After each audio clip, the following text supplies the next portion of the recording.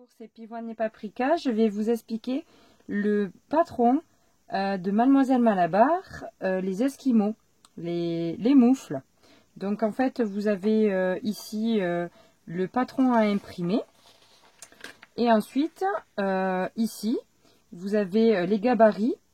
Donc ce que je vous conseille, c'est de prendre la main de votre enfant et de venir repérer quelle taille il fait. Parce que bon, c'est en centimètres, mais quelquefois, ça ne correspond pas forcément à la grandeur de votre enfant. Donc, une fois que vous avez fait ceci, moi, je les ai décalqués, plutôt que de les couper. Après ça, c'est chacun voilà, qui fait comme il veut.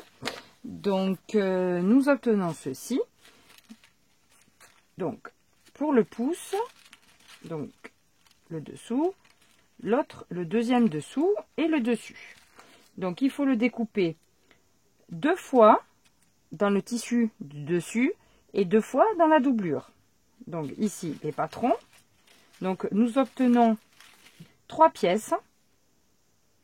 Et les 3 pièces, il faut les superposer comme ceci. Donc moi je veux le côté rose, puisque de l'autre côté c'est gris.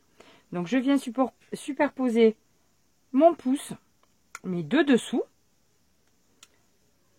Et ensuite ça sera le dessus. Donc je passe à l'étape suivante. Ici, je l'ai fait. Donc, j'ai épinglé. Et il y a des repères sur le patron. Il faut venir coudre comme ceci, tout autour, pour faire la formation de la moufle au niveau du pouce. Donc, ici, je vous ai cousu en rouge pour bien voir sur le noir ce que ça faisait. Donc, on ne touche pas à la pièce du dessus. On vient coudre donc des repères A et B, donc tout le tour ici jusqu'ici. Donc ce qui forme notre pièce de dessous pour le pouce. Et ici donc on va venir poser la pièce du dessus sur la pièce du dessous et on va venir faire une couture tout le tour pour superposer la moufle. Donc, je vais vous montrer sur la doublure ce que ça fait. Voici la doublure, où j'ai choisi, moi, le côté rose. Donc, je suis venue coudre mon dessous et mon dessus ensemble. Donc, je suis venue faire une première couture du bord jusqu'à la première couture ici.